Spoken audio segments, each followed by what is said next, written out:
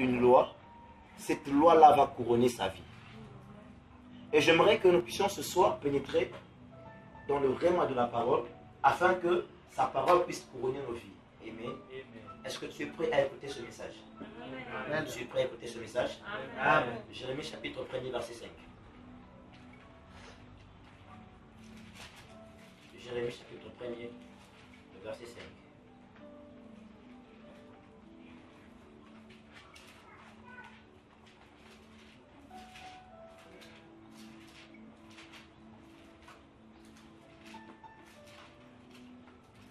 Il est écrit: avant que je t'eusse formé dans le ventre de ta mère, je te connaissais, et avant que tu fusses sorti de son sein, je t'avais consacré, je t'avais établi prophète des nations.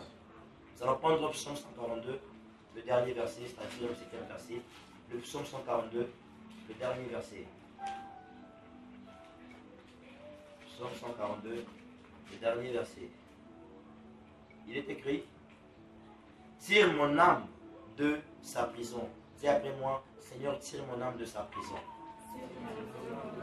Tu peux encore le dire: Seigneur, tire mon âme de sa prison. Il dit: tire mon âme de sa prison, afin que je célèbre ton nom. Les justes viendront m'entourer quand tu m'auras fait du bien. Nous acclamons la parole du Seigneur. Alléluia. Amen. Wow, c'est merveilleux ces deux textes. Dans Jérémie, la Bible est en train de nous expliquer une chose qui est tellement merveilleuse, c'est que nous naissons nus, mais nous ne naissons pas pauvres. Nous naissons nus, mais nous ne naissons pas malheureux. Nous naissons nus, oui, mais nous ne naissons pas avec des problèmes avec des problèmes de casse-tête, voilà.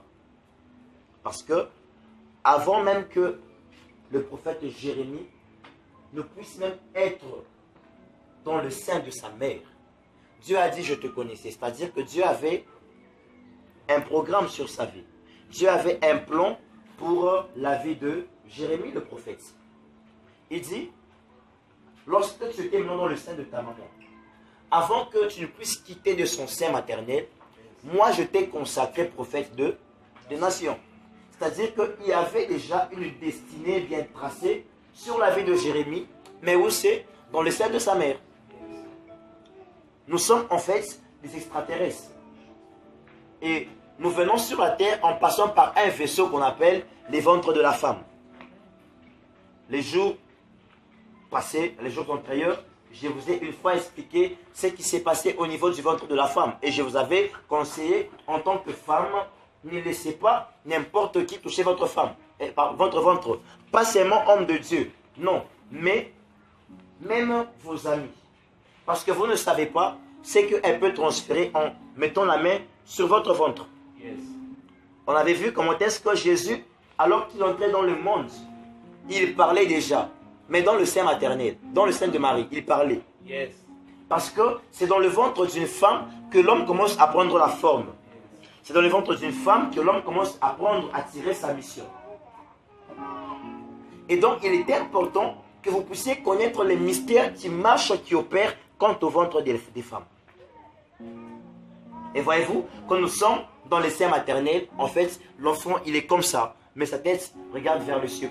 Et vous allez voir que, excusez-moi, dans la constitution des cellules, c'est au niveau de la tête que les cellules viennent se fermer en dernier. Parce qu'en fait, les vraies narines se trouvent ici et là. Yes. Ceux qui ont déjà mis au monde savent que les enfants respirent en fait au niveau de la tête. Yes. Et même quand l'homme doit mourir, son âme commence à monter des pieds et ça va s'arrêter là, yes, attendant que la porte s'ouvre afin que l'âme se libère. Yes. Mais quand nous chassons les démons, eux, par contre, ils quittent au niveau des pieds. Voilà pourquoi vous voyez, dans le service de délivrance, yes, il est toujours important que la personne tombe, c'est-à-dire que l'équilibre est perdu et les démons peuvent quitter. Okay. Ceux qui n'aiment pas bien tout bien quoi nguka.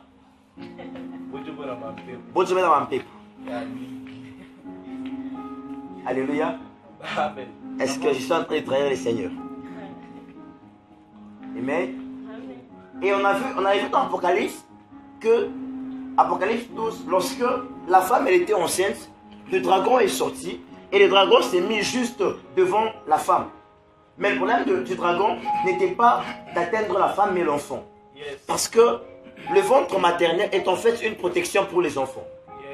Voilà pourquoi vous allez voir que soit les enfants meurent lors de l'accouchement, ou soit les enfants commencent à avoir des problèmes alors qu'ils sont nés. Mais une loi, cette loi-là va couronner sa vie. Et j'aimerais que nous puissions ce soir pénétrer dans le règne de la parole, afin que sa parole puisse couronner nos vies. Amen. Est-ce que tu es prêt à écouter ce message?